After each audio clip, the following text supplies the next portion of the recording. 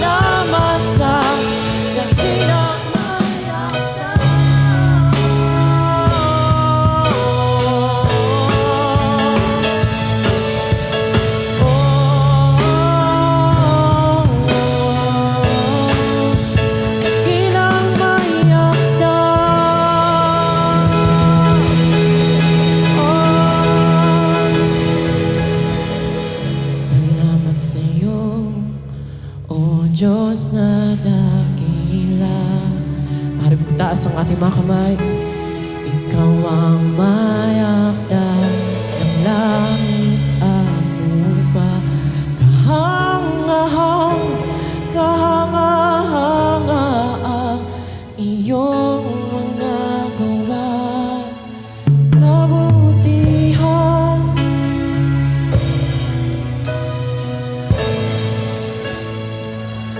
walang hanggan, walang hanggang pasasalamat.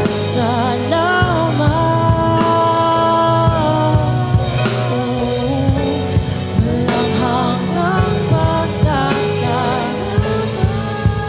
Walang hanggan, walang hanggang pasasalamat sa dakilang mayakda.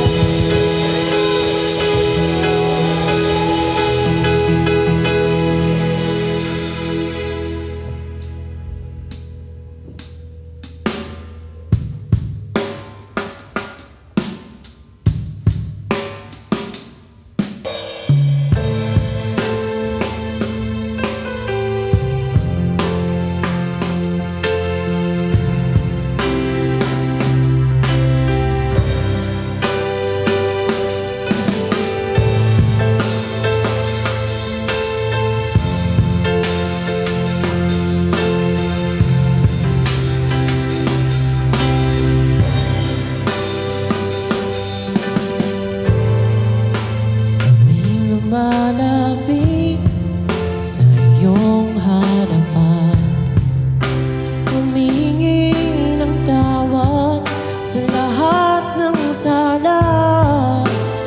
Ika'y may gagawin sa gitna ng kawalan.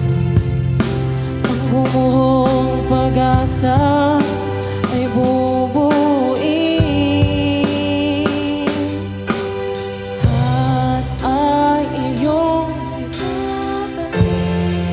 Kapag kami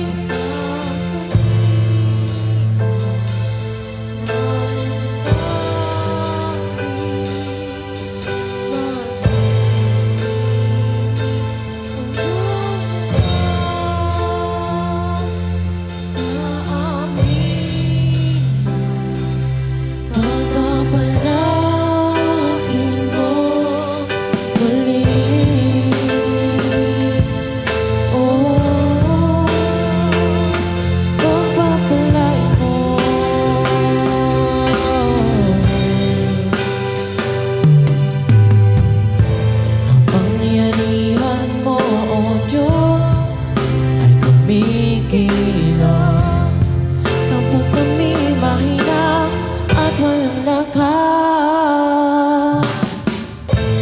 Nananampalataya na magbabalik muli ang nagniningas na pag-ibig sa'yo. Lahat ay iyong kapag kami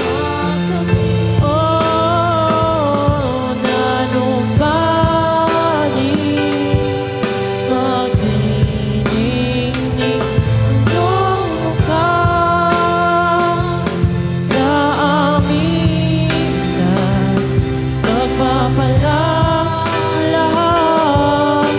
Lahat ay iyong kapag kami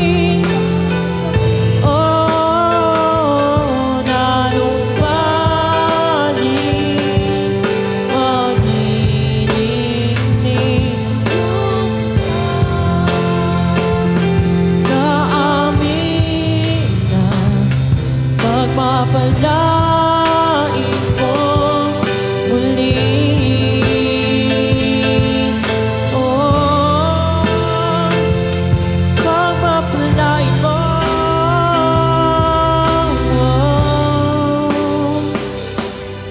Ang nasirang pamilya aayusin, sakit karamdam pagkagalingin, tinik ng nakaraan aalisin kapag kami tumatawag sa pangalan mo. Ang nasirang pamilya aayusin, sakit karamdaman tinig ng nakaraan. Kapag kami tumatawag sa pangalan mo, nasirang pamilya ayusin, sakit karamdaman tinig ng nakaraan. Kapag kami tumatawag sa pangalan mo,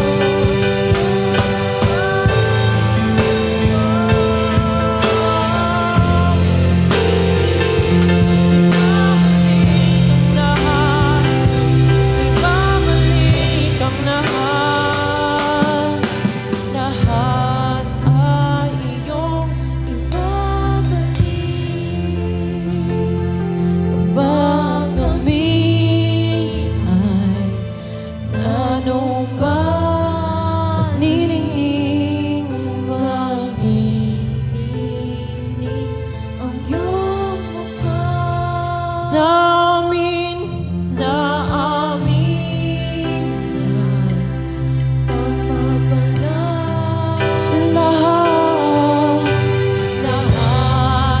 ay iyong kapag kami nanumbalik, magininig ang iyong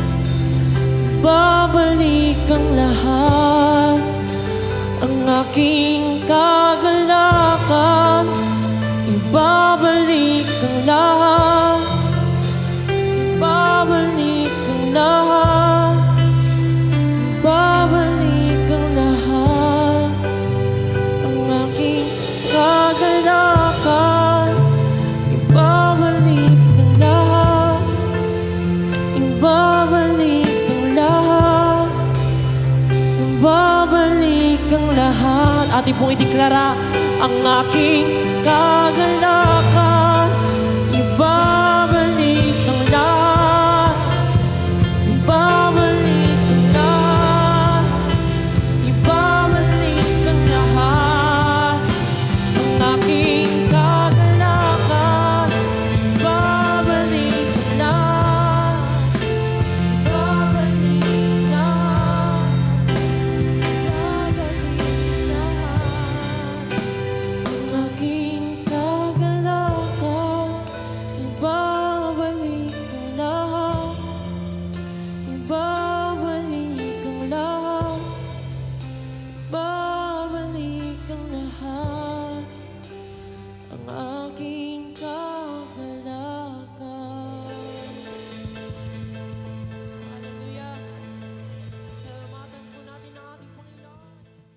Makibukas po tayo sa aklat po ng 2 Chronicle chapter 15, verse 2 hanggang 4.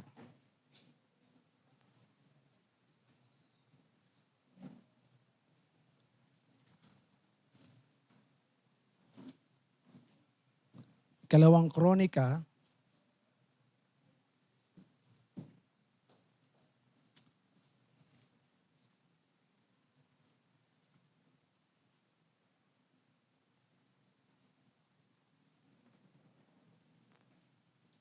15 verse 2 hanggang 4.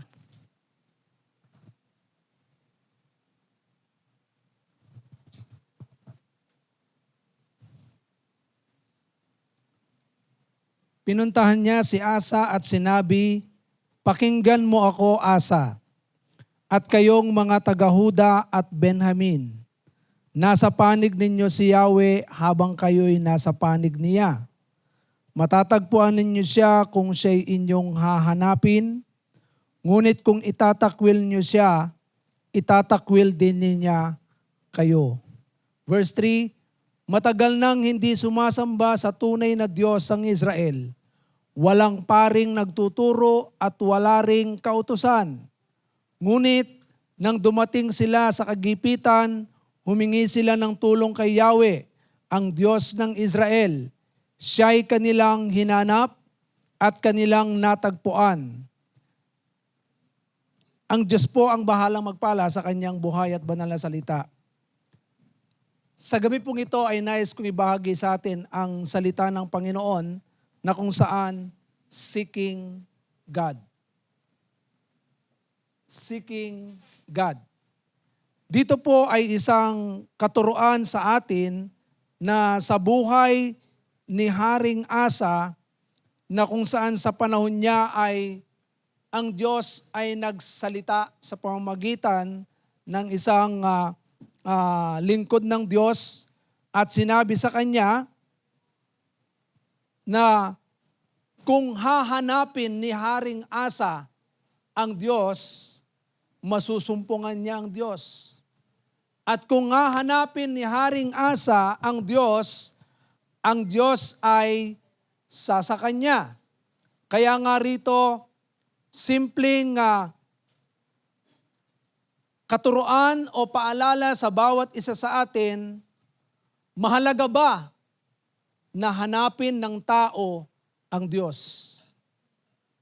Yes, mahalaga. Sapagkat sa Romans chapter 3 verse 11 ay binabanggit dito ni Apostol Pablo at maging ni Haring David. Ito po ay sulat ni Haring David. At ito po ay kinuha ni Apostol Pablo na walang nakakaunawa, walang naghahanap sa Diyos. Bakit kaya sinabi ni Apostol Pablo ang salitang ito? Walang nakakaunawa at walang naghahanap sa Diyos. Yes, totoo po ito. Na kung saan, sapagkat may kinalaman ito sa panahon na kung saan si Eva at Adan ay nagkasala. Hindi ho nakaabot sa pamantayan ng Diyos ang mga tao sapagkat walang sino mang naghahanap sa Diyos. Because of sin. Kaya nga kapag tinignan natin ang salita ng Panginoon ay maliwanag na dahil sa kasalanan, ang tao ay hindi umabot sa pamantayan ng Diyos. Ang pamantayan ng Diyos ay banal, ang pamantayan ng Diyos ay matuwid. Kaya nga lahat walang nakakaunawa. Hindi nila naintindihan kung ano ang kalooban ng Diyos. Hindi rin hinahanap ng tao ang Diyos. Pero sinasabi ng Biblia na ito po ay isang kasinungalingan na si Satanas ay naglalagay ng mga maling kaisipan sa tao upang ang tao ay lubusang magkasala. Katulad ng ginawa kay Eva at Adan. Dahil sa ginawa ni Satanas, nalinlangin ang unang tao nung unang panahon ay naputol ang relasyon ng tao sa Diyos. Kumbaga sa dati napakalapit ng tao sa Diyos. Personal na nakakausap ng tao ang Diyos, talagang naririnig nila ang boses ng Diyos. Pero dahil sa ang tao ay nagkamali, nagkasala, dahil sa gawa ni Satanas na kung saan nilinlang sina Eva at Adan, dito may kinalaman na yung binabanggit ni Apostol Pablo na walang nakakaunawa sa Diyos at walang naghahanap sa Diyos. Because of sin. Pero sinabi po ng John chapter 17, and this is eternal life. They know you, the only true God, and Jesus, whom you have sent. Kaya nga, ang ating Panginoong Jesus ay isinugo ng Diyos Ama na kung saan pinatunayan dito na there is true God. Merong iisang tunay na Diyos. Kaya nga, kapag ka nakita ng tao o naintindihan ng tao na sa pamamagitan ng ating Panginoong Jesucristo ay isinugo ng Diyos upang tayo ay magkaroon ng pagnanhanapin ng Diyos, isinugo niya si Kristo. At dito, the more we desire seeking more God, malibang makilala natin si Jesus sa buhay natin.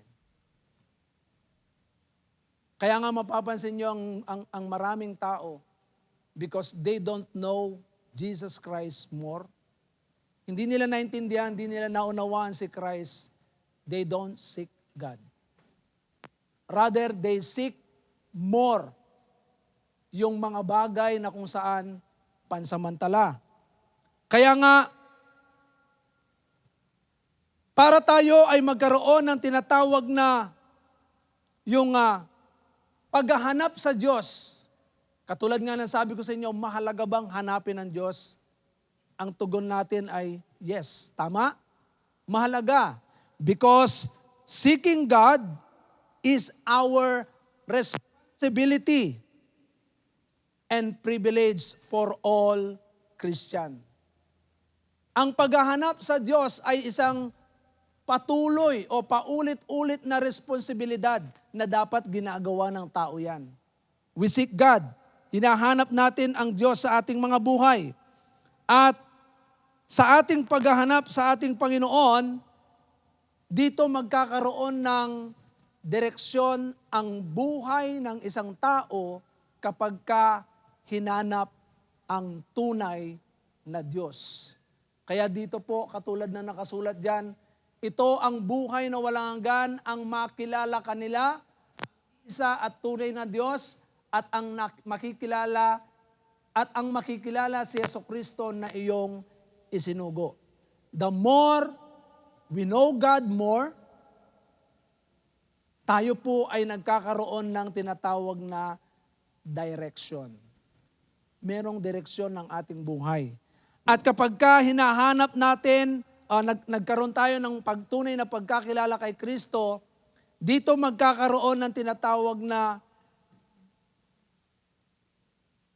magandang resulta ang buhay ng isang tao.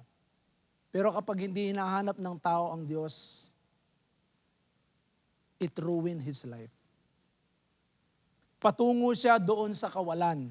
Kaya nga dito, the most important thoughts our minds can entertain are thoughts of God. Napakaraming iniisip ng tao. Amen po ba? Totoo po ba ito? Sino po rito ang maraming iniisip? Kapag maraming iniisip ang tao, iba't iba ang iniisip ng tao at hindi ang Diyos. Tingnan nyo, napakagulo ng kanyang buhay. Walang direksyon. Tama po ba? Tama po ba? Walang direksyon ng isang tao at walang magandang desisyon na gagawin yan kapag ka walang magandang direksyon na nagmumula sa Diyos. Kaya nga, kapag ka nagkaroon tayo ng pag-iisip na hanapin ang Diyos, dito makikita po natin na nagkakaroon tayo ng magandang desisyon at direksyon sa buhay. Kaya, ang paghahanap sa Diyos ay isang paulit-ulit o patuloy na responsibilidad at pribilehyo natin ito bilang mga Kristiyano. Sapagkat walang sino mang taong naghahanap talaga sa Diyos at hindi na unawaan ang Diyos. Iba ang kaisipan ng tao sa kaisipan ng Diyos. Amen po ba? Ang kaisipan ng tao, puro mga bagay na kung saan pansamantala. Pero sa Diyos, kapag ka hinanap mo ang Diyos, lahat ng bagay na hahanapin ng isang tao ay yung pangwalang hanggan. Kaya hindi hinahanap ng tao ang mga bagay na panhabang buhay. Ang hinahanap ng tao ay pansamantala. Tandaan po natin, meron po tayong mga felt need. May mga kailangan tayo. Amen po ba? May mga kanya-kanyang kailangan tayo. Ano po ba yung felt need? Pag sinabing felt need, ito yung nararamdaman natin na kailangan. Ang pagkain po ba, hindi ba felt need yan? Ha? Pag nagutom tayo, tubig, damit. Felt need po ba ang damit? Yes. Shelter. Felt need po ba yan? Yes. Kasi pag maganda bahay mo, masarap ang pakiramdam. Pag pangit ang bahay mo, butas-butas, pagka tumuloy ang pag-umulan, giginawin ka. Pagka naman tolda yan, pag mainit, ang init niyan. So felt need. Kaya nga dito, mahalaga na hanapin ang Diyos katulad ng binasa po natin dito sa buhay ni King Asa. Kasi gusto ko po makita po natin na hindi madali na hanapin ang Diyos. Seeking God is not easy thing. Hindi madaling hanapin ang Diyos. Sapagkat kapag hinanap mo ang Diyos, mahirap pong maintindihan talaga ang Diyos. Sapagkat ang mind ng Diyos ay hindi katulad ng kaisipan ng tao. Amen po ba? Ang pamamaraan ng Diyos ay hindi katulad din ng pamamaraan ng tao. Kaya nga, it is not easy. Pero the fact na maintindihan natin na kung saan sa buhay natin ay maraming misconception. Dahil nga, sa sinasabi sa Jeremiah chapter 17 verse 9 na ang puso ng tao ay mandaraya. Tingnan nyo, Jeremiah 17:9, sino ang makakaunawa sa puso ng tao? Ito'y mandaraya at walang katulad, wala ng lunas ang kanyang kabulukan. So ibig sabihin, napakahirap sa isang tao na merong isang puso na ganito. Hindi mo kailanman mahanap ang Diyos kapag ganito ang puso. Sa James chapter 1 verse 13 to 15, ano po ang sinasabi rito? James chapter 1 verse 13 to 15, ang Diyos po ba ay manunukso? Sabi ni Apostol Santiago, huwag sabihin ni numan na tinutukso siya ng Diyos kapag siya ay dumaranas ng pagsubok. Sapagkat ang Diyos ay hindi maaaring matukso at hindi rin naman niya tinutukso ang kahit sino. Natutukso ang tao kapag siya'y naakit at nagpapatangay sa kanyang sariling nasa. Verse 15, kapag ang nasa ay tumubo at nag-ugat sa kanyang puso, magbubunga ito ng pagkakasala. Kapag ang kasalanan ay lumala, ito'y hahantong sa kamatayan. Kaya nga dito, ito po ay isang kasinungalingan ng kaaway sa buhay ng isang tao na wala ng lunas. Pero salamat sa Panginoon dahil isinugo niya ang kanyang bugtong na anak upang ipakilala sa atin ang Diyos. Amen po ba? Kaya sinasabi ng John chapter 1 verse 14, ang salita ay nagkatawang tao. So nanirahan sa piling namin, sabi rito, nakita namin ang kaluwalhatiang tunay na kanya bilang kaisa isang anak ng Ama, siya ay puspos ng kagandahang loob at ng katotohanan. So ibig sabihin, pinakilala ng Diyos Anak ang Diyos Ama. Kaya dito, sa pamamagitan ng ating Panginoong Jesucristo, kung ang tao ay magsimulang maniwala sa Kanya, doon makikilala ng tao kung sino talaga ang tunay na Diyos. At sa pamamagitan ng mabuting balita ay nagkakaroon ng pagkakilala ang tao. Di ba sabi ng Romans 10:17, sa pakikinig ng salita, doon nagsisimula ang pananampalataya. Kaya kapag ang isang tao ay nagsimulang makarinig, narinig ang ebanghelyo at tinanggap ng tao ang ebanghelyo, kinilala si Jesus bilang personal na Diyos at tigapagligtas ng kanyang buhay, dito nagsisimulang manahan ang Espiritu ng Diyos. Sa Ephesians chapter 1 verse 13 to 14. Kaya the fact na marinig ng tao ang salita ng Diyos, doon kikilalanin niya kung sino ang Diyos. Amen po ba? At mananahan sa Kanya ang Espiritu ng Diyos. Kaya tignan ninyo, kayo man ay naging bayan ng Diyos matapos ninyong marinig ang salita ng katotohanan. Ang magandang balita na nagdudulot ng kaligtasan. Sumampalataya kayo kay Kristo. Kaya't ipinagkaloob sa inyo ang Espiritu Santo na ipinangako ng Diyos bilang tatak ng pagkahirang sa inyo. Verse 14. Ang sabi rito, ang Espiritu ang katibayan na makakamit natin ang mga pangako ng Diyos para sa atin hanggang sa makamtan natin ang lubos na kaligtasan. Purihin natin ang kanyang kalwalatian. Tingnan ninyo ha, narinig ang mabuting balita ng kaligtasan. Tinanggap ang ebanghelyo at nakilala si Jesus sa buhay. Kaya nga, nang makilala ang ating Panginoong Jesucristo, tayo po ay pinagkalooban ng kanyang Espiritu Santo. Kaya dito, ang Espiritu Santo na siyang nananahan sa isang tao, sa puso ng isang tao, matapos natanggapin niya ang ebanghelyo. At ano po ba ang ebanghelyo? Ayon po sa Romans chapter 1 verse 16, ang ebanghelyo ay kapangyarihan ng Diyos sa ikaliligtas ng tao. Amen po ba? Katulad ng sinasabi ng Apostol Pablo, sabi niya rito, Romans chapter 1 verse 15. Tingnan ninyo, ay verse 16 o sa 15. Nais ko ring ipangaral diyan sa Roma ang magandang balita. Verse 16. Ito po ay kapangyarihan ng Diyos. Amen po ba? Yung magandang balita na narinig natin ay kapangyarihan ng Diyos. At dahil sa kapangyarihan ng Panginoon, nais niya na makilala ng tao ang Diyos.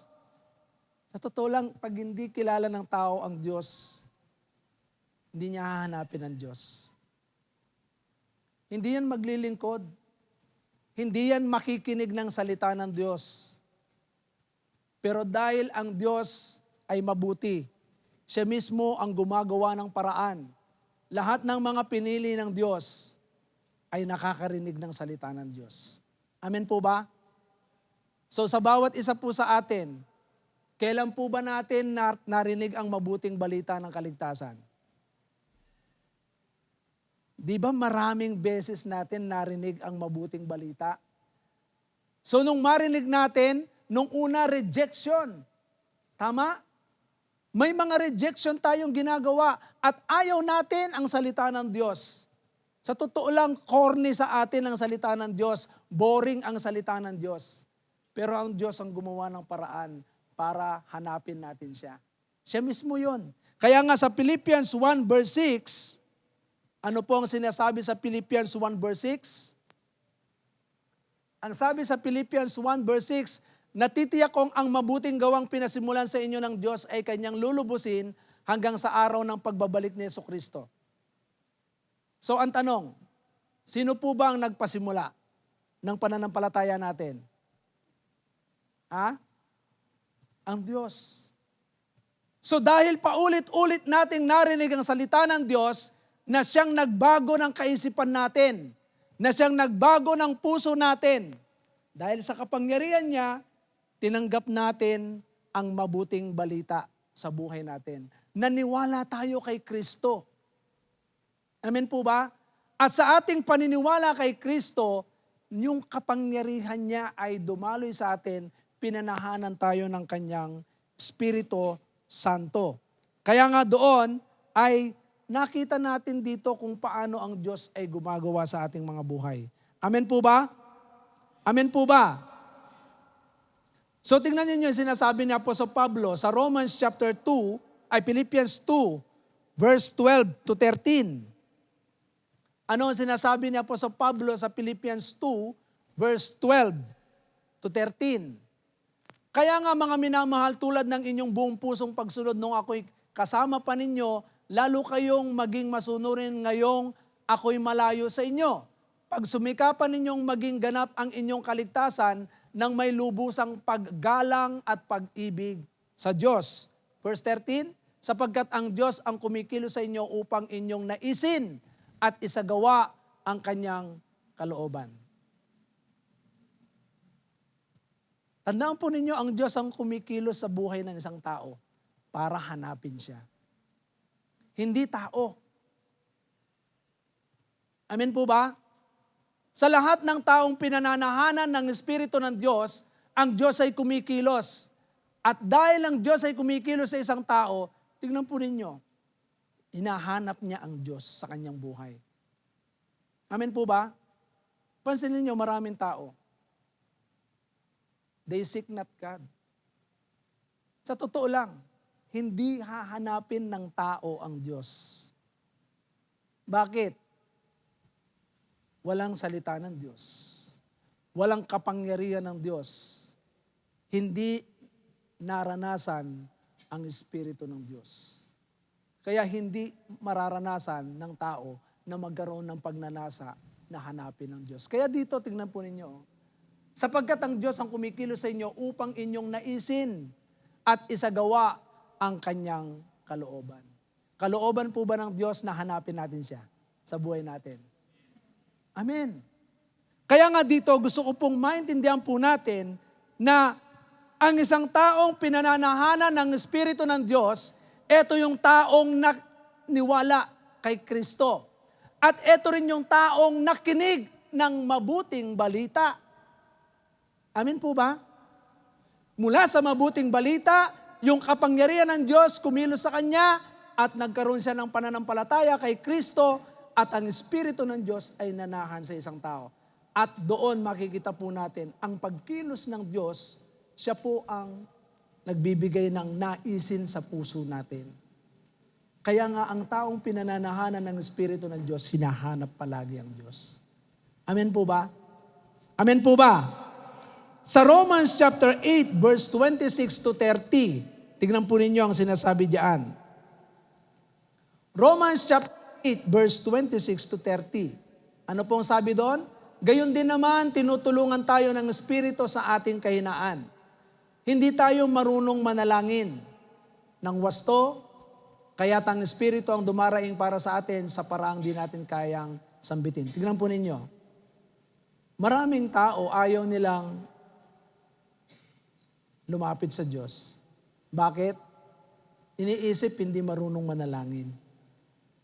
Totoo po ba yon? Nung una, ikinahihiya nating manalangin. Diba? Nahihiya tayong tumayo sa harapan para manalangin tayo. Bakit? Kasi nga, yung kahinaan ng tao ang umiiral sa bawat isa po sa atin. Pero bakit ngayon? Nakakatayo ka sa harapan ng Diyos. Sino ang nagtuturo sa atin? Tingnan po ninyo yung maliwanag na sinasabi diyan. Is God working in us? Ha? Ang Diyos po ba ay kumikilos sa atin na dati hindi ka makapanalangin sa harapan ng tao? Pero bakit ngayon nakakapagsalita ka ng mga salita na kung saan hindi mo naman alam kung paano mo sinasabi yan? It is the Holy Spirit, ang banal na Espiritu ng Diyos. Okay, verse 27. At ang Diyos na siyang nakakasalaksit sa puso ng tao, ang siyang nakakaalam kung ano ang kalooban ng Espiritu.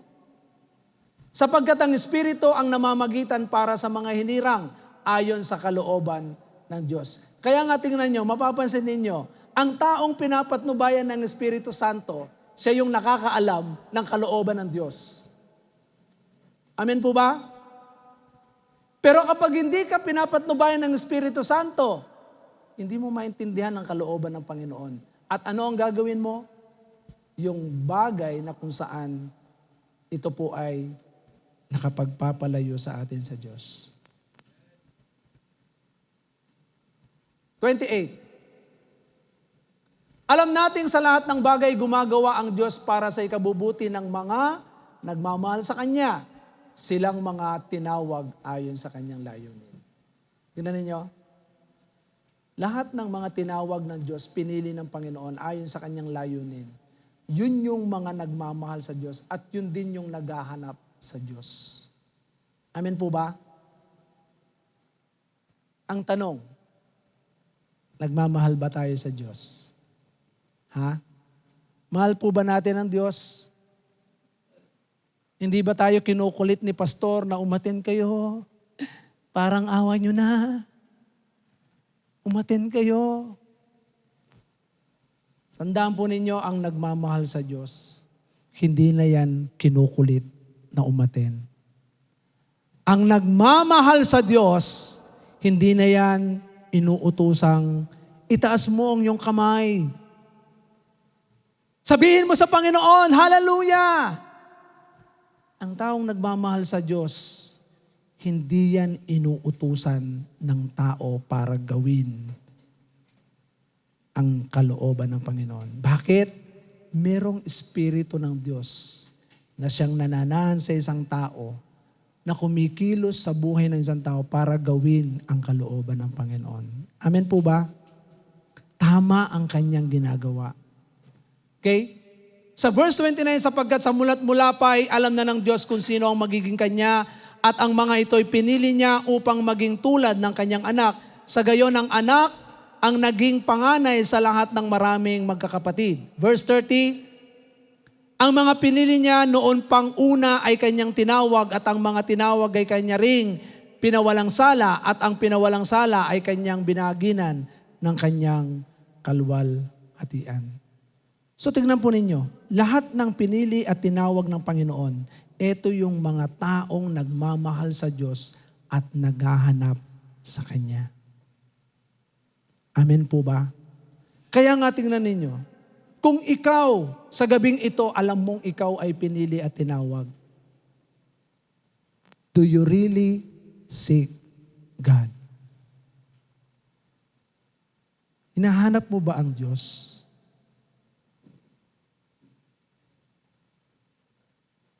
Hinahanap ba natin ang Diyos? Mga kapatid, marami hinahanap ang Diyos kapag maraming problema.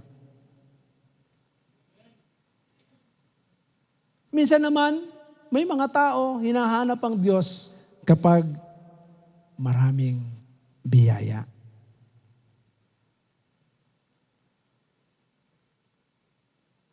Pero sa mga tunay na tinawag at pinili ng Diyos, alam kung ano ang kalooban ng Panginoon. Bakit?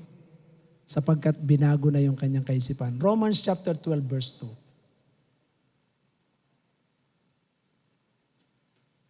Naintindihan niya. Romans chapter 12 verse 2. Anong sinasabi sa Romans chapter 12 verse 2? Huwag kayong makiayon sa takbo ng mundong ito, mag-iba kayo sa pamamagitan ng pagbabago ng inyong pag-iisip upang maunawaan ninyo ang kalooban ng Diyos kung anong mabuti, kalugod-lugod at ganap na kalooban niya. Binago na ang pag-iisip ng isang taong pinili at tinawag ng Diyos.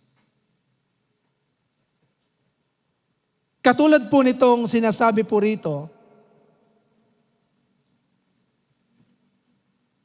ang isang taong alam niya kung ano ang kalooban ng Panginoon, hinahanap niya ang Diyos sa kanyang buhay. Lagi yan, Lord, kalooban mo po ba ito? Lord, gusto mo po ba ito?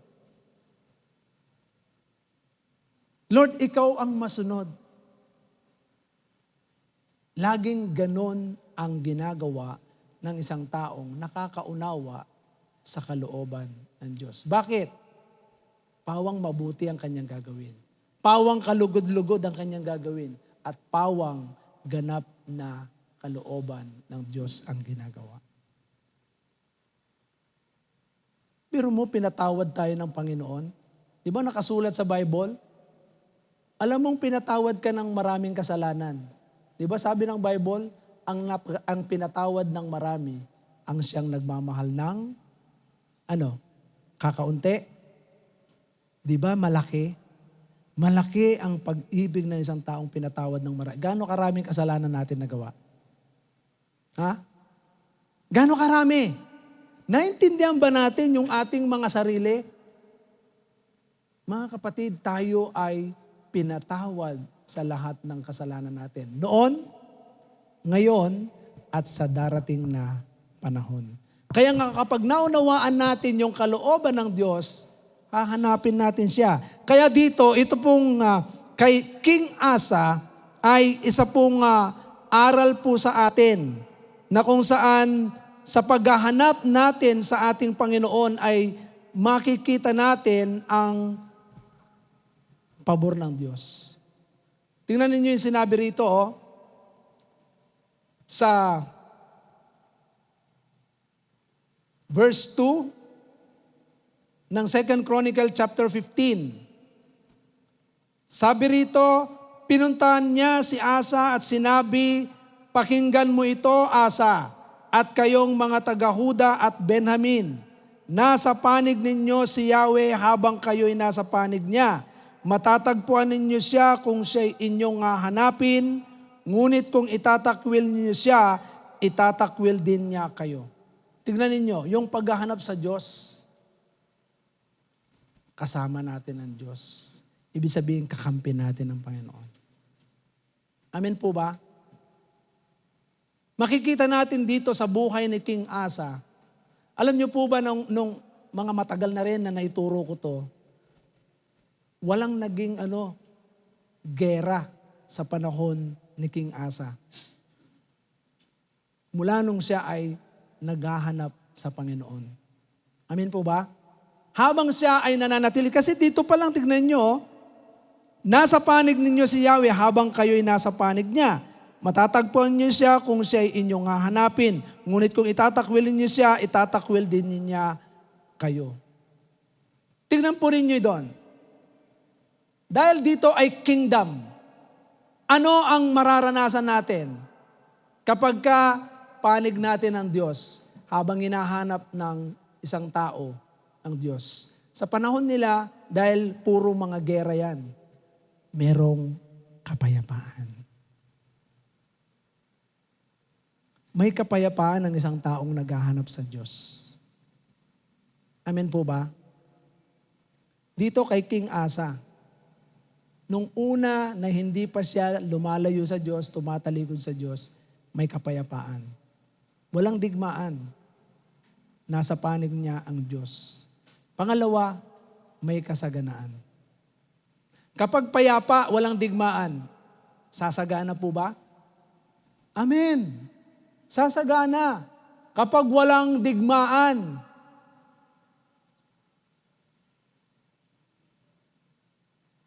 kaligtasan. Ligtas po sila. Bakit? Ang Diyos po ang nagiging matibay na, anong tawag doon? Ano ba sa English yun? Hindi cornerstone yun eh. Siya yung fortress. Ano ba Tagalog ng fortress? Muog at kanlungan ng mga Israelita at Benjamin. Mga Huda nung panahon na yon. Kaya nga, dito makikita natin yung tatlong ito, kaligtasan, kapayapaan, kasaganaan, kaligtasan. When we seek God, mararanasan natin ang tatlong K na ito. Kapag hinanap ng tao ang Diyos. Amen po ba? Kaya nga tignan po ninyo, once na ang tao, tinalikuran niya ang Diyos. Kasi tayo po ay pinili eh. Tayo ay tinawag ng Panginoon. At pag alam mong ikaw ay pinili at tinawag ng Diyos, tumalikod ka sa Panginoon at nagsimula kang manangan sa mga bagay na pansamantala. Yan na ang simula ng Anong kabaligtaran ng kapayapaan? Kaguluhan. Anong kabaligtaran ng kasaganaan? Kahirapan. Ano ang kabaligtaran ng kaligtasan? Kapahamakan. 3 K. Di ba? Mahalaga na maintindihan natin na kapag tayo po ay patuloy na humahanap sa Panginoon, kaya nga mahalaga ba na hanapin ng tao ang Diyos? Yes, dahil dito maliwanag na sinasabi rito sa ating binasa ay maliwanag na ang Diyos ang tumutulong sa isang taong humahanap sa Kanya. Kaya nga dito po sa salita ng Panginoon ay pinapaalalahanan tayo na kung saan sa banal na kasulatan sa Deuteronomy chapter 4 verse 29. Ano ang sinasabi rito? Mula sa lumang tipan at sa bagong tipan ay kapag ang isang tao ay naghahanap sa Diyos, makakasumpong siya. Amen po ba? Sabi niya, gayon man matatagpuan ninyong muli si Yahweh kung siya'y buong puso ninyong hahanapin. So, katulad ng sinasabi sa Matthew 7:7, sa lumang tipan, kapag ka ikaw ay humanap, ayan makakatagpo po ba? Yes. Katulad ng sinabi sa Deuteronomy chapter 4 verse 29, sabi niya, tingnan ninyo, gayon man matatagpuan ninyong muli si Yahweh kung siya'y buong puso ninyong hahanapin. Kaya ang taong continuously seeking God, hinahanap ang Diyos, yan yung taong nakakasumpong sa Kanya. Kaya maliwanag ang sinabi ni Christ, humanap kayo at kayo'y makakatagpo. Amen po ba? Sino nga hanapin natin? Ang Diyos. Sa Deuteronomy chapter 29 verse 13. Anong sabi ng Deuteronomy chapter 29 verse 13?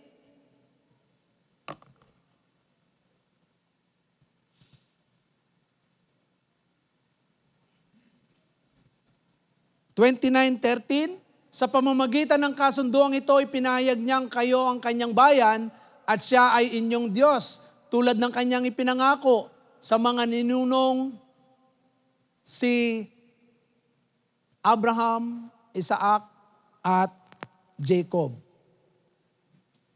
Sa ESV version, Jeremiah 29. Parang iba yata yung Deuteronomy 29:13 yan eh. Jeremiah 29:13. Jeremias. Yan. Kaya pala sabi ko, magkaiba sa English, magkaiba sa Tagalog eh.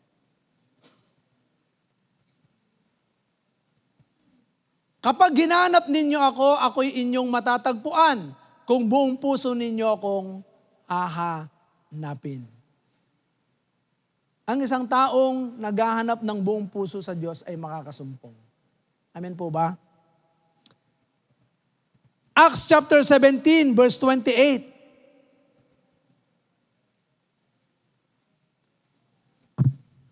Hindi malayo ang Diyos sa puso ng isang tao. Amen po ba? Bakit? Kasi nga tayo ay mga pinili. Tayo ay mga tinawag na mga anak ng Diyos.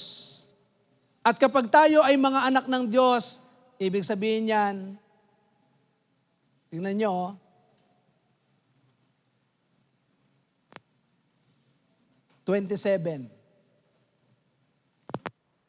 Ginawa niya iyon upang hanapin nila ang Diyos.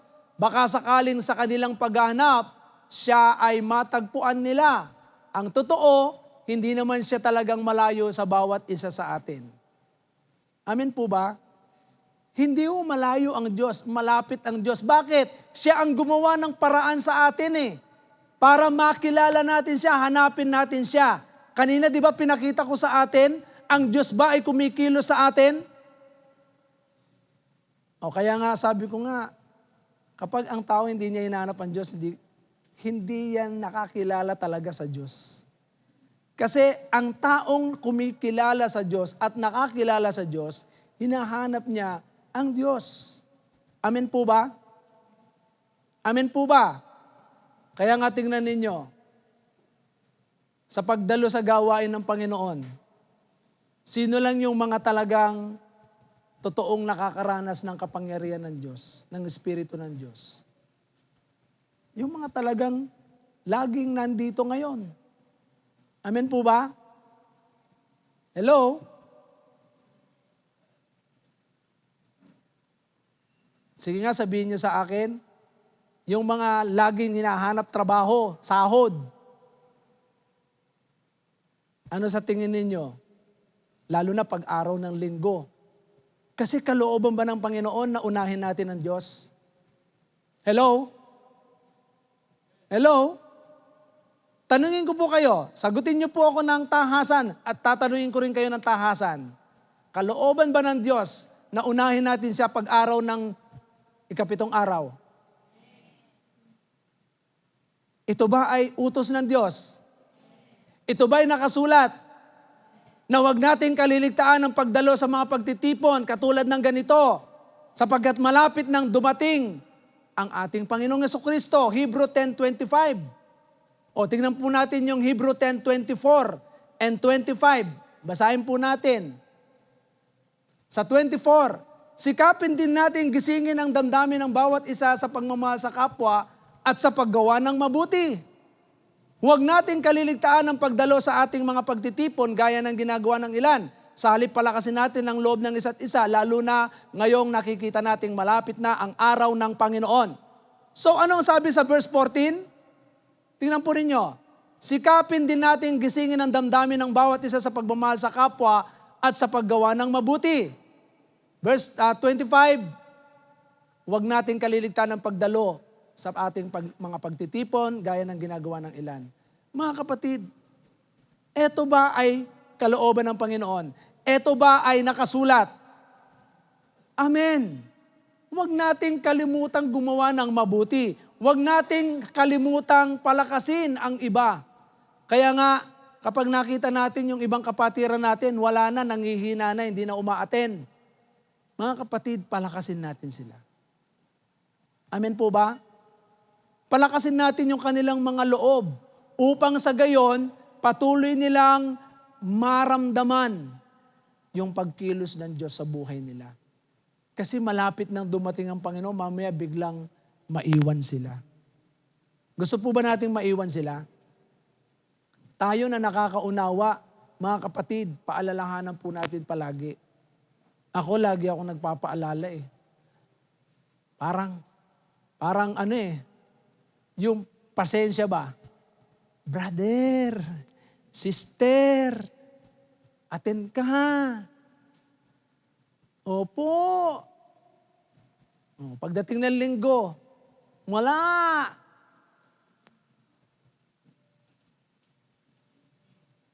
Pero nung kalooban ng Panginoon, ano sabi sa 24? Ano sabi ng 24? Tingnan niyo yung sinasabi sa 24. Gisingin natin ang damdamin ng bawat isa sa pagmamahal sa kapwa at sa paggawa ng mabuti. Kalooban ba ng Diyos yan? Amen. Kalooban ng Diyos yan. Ephesians chapter 2 verse 10 and 1 John 3:16. Tingnan muna natin yung Ephesians 2:10. Nung una pa man ay kalooban na ng Panginoon yan. Tingnan niyo. Sapagkat tayo nilalang ng Diyos, nilikha sa pamamagitan ni Kristo, Jesus, upang iukol natin ang ating buhay sa paggawa ng mabuti. Iyan ang layuning pinili ng Diyos para sa atin. Kailan? Kailan? Nung una pa man. 1 John 3:16. Anong nakasulat sa 1 John 3:16? Dito natin makikilala ang tunay na pag-ibig. Inialay ni Kristo ang kanyang buhay para sa atin, kaya't dapat din nating ialay ang ating buhay para sa kapatiran. Amen? Kaya nga dito mga kapatid, ang mga tunay na mga naghahanap sa Diyos, ito yung ginagawa. Amen? Paalalahanan natin yung kapatiran. Kung wala sila ngayon, paalalahanan natin sila, mga kapatid, huwag nating kaliligtaan ang pagdalo. Kasi malapit nang dumating si Christ. Baka mamaya abutan tayo ng second coming. Di ba? Natatandaan nyo ba yung mga 7 wise, wise bride, tsaka yung 5 wise bride, tsaka yung full bride. Di ba? Yung 5, napakatalino nila. Bakit? They are prepared. Handa sila. Hanggang sa pagbabalik ng yung lalaking ikakasal. Pero yung 5, nagpabanjing-banjing pa. Malamang kung ano-ano pa yung ginawa nila. Habang malayo pa, matagal pa, siguro ang pakiramdam nila, malayo pa naman. So gawin muna natin to. Relax lang muna. Ano ang sinasabi ng Biblia? Mga kapatid, ang Biblia ay nagsasabi sa atin na maghanda. Maging handa. Maging mapagbantay. Sa Matthew chapter 24 and Matthew chapter 25, yan ang sinasabi diyan, maging handa, maging mapagbantay. Kaya nga sa bawat isa sa atin, hayaan natin na maging handa po tayo. Maging mapagbantay. Kaya nga ang lahat ng mga naghahanap sa ating Panginoon, ito yung taong pinagpala ng Diyos sa kanyang buhay.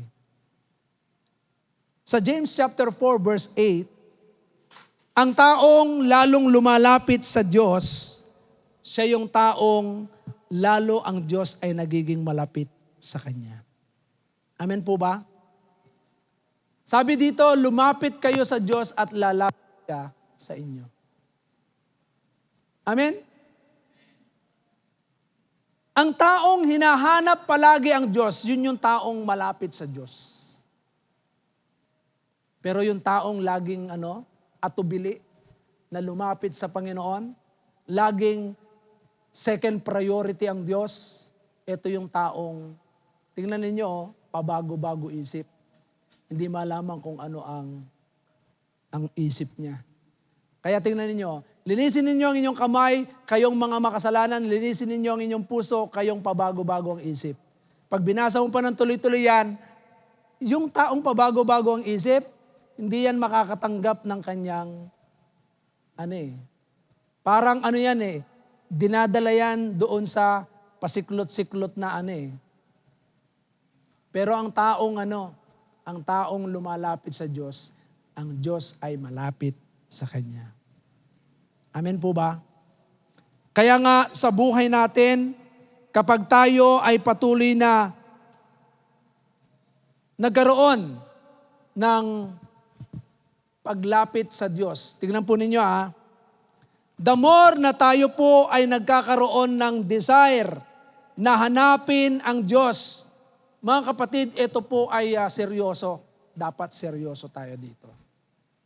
Hindi ito kapag tayo ay okay lang, dun lang tayo naghahanap sa Panginoon. Tandaan po ninyo ito, may problema tayo o walang problema, seek God.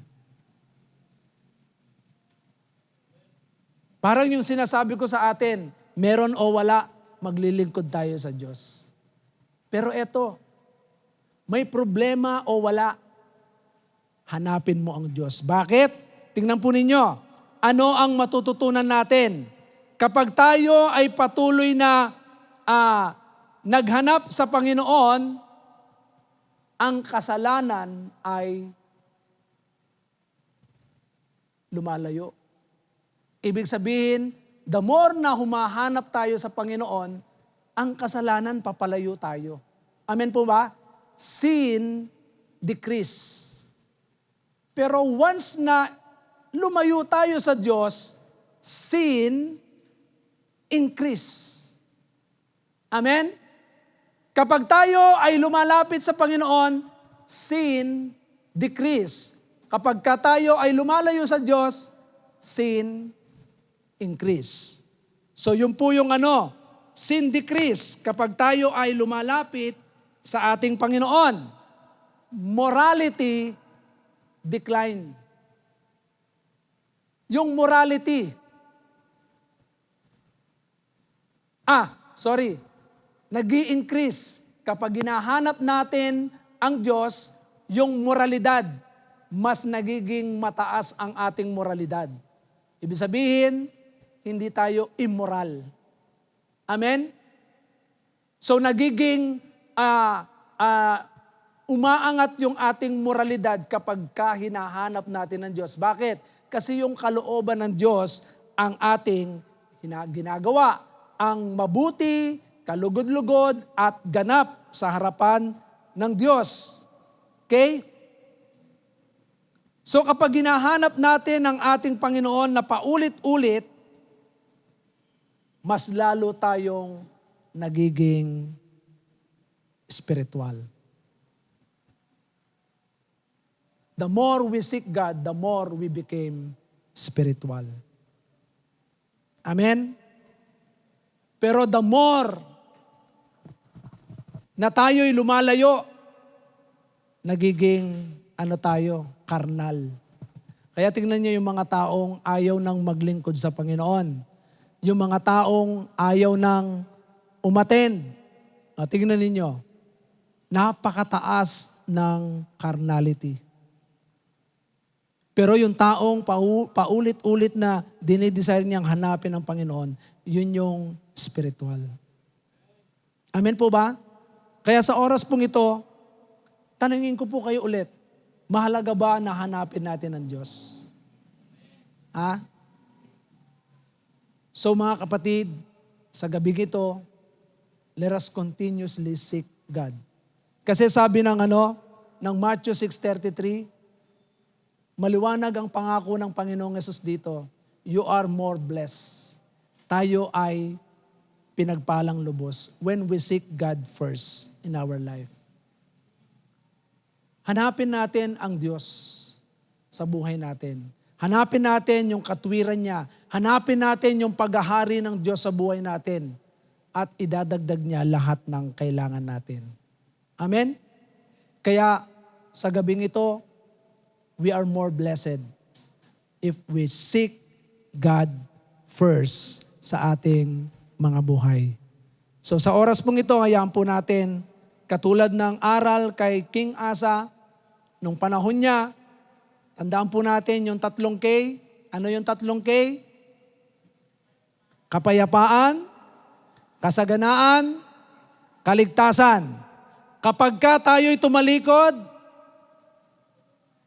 kaguluhan, kahirapan, kapahamakan. So yun. Mga kapatid, we are more blessed when we put God first in our life. So, put God first. Seek God first. Amen? So this 2024, mga kapatid, hayaan natin, unahin natin palagi ang hanapin ang Diyos. Sa lahat ng bagay, kaya nga pati dun sa mga kabisihan natin sa mga bahay-bahay natin. Ito po, paalala po sa atin, yung mga nanay, yung mga tatay, seek God first. Huwag kang babangon na hindi ka mo hinanap ang Diyos. Minsan, ang problema natin, kapag nagmamadali tayo, oras na. Mga kapatid, oras na. Talagang oras na. Bakit? Hindi tayo nagbantay na kung saan dapat bago dumating yung oras na gagawin natin, ahead of that, hinanap mo na ang Diyos. Amen po ba? Kung ang pasok mo ay 6:00, anong oras mo dapat hanapin ang Diyos? 4:00. Diba? Seek God first. Ay, totoo po yan. Alam nyo, sa totoo lang, pagka ang isang tao na hinahanap kaagad ang Panginoon, malakas po yan at very productive. Very productive ang isang taong he seek God first.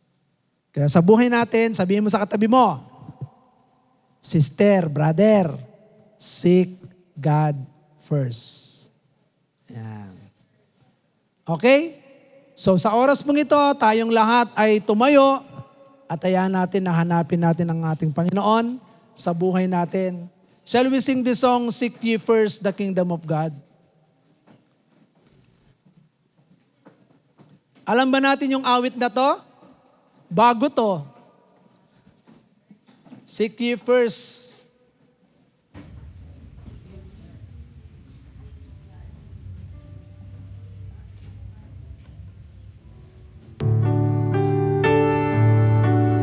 Sige po, sa oras na ito, habang inaawit natin ang awit na ito, gawin natin itong continuous responsibility. At ilagay mo sa isip mo, seeking God is continuous responsibility and privilege. Pribilehiyo ito na kung saan hanapin natin ang ating Panginoon. Okay? Shall we sing this song, Seek Ye First the Kingdom of God? Seek ye first the kingdom of God and His righteousness, and all these things shall be added unto you.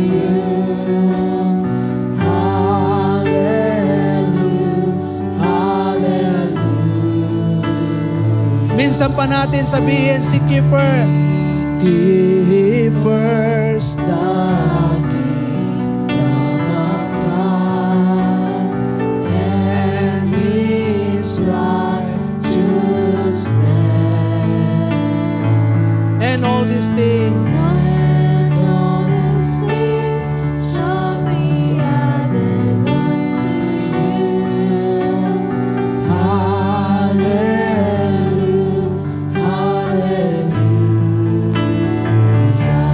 Hallelujah!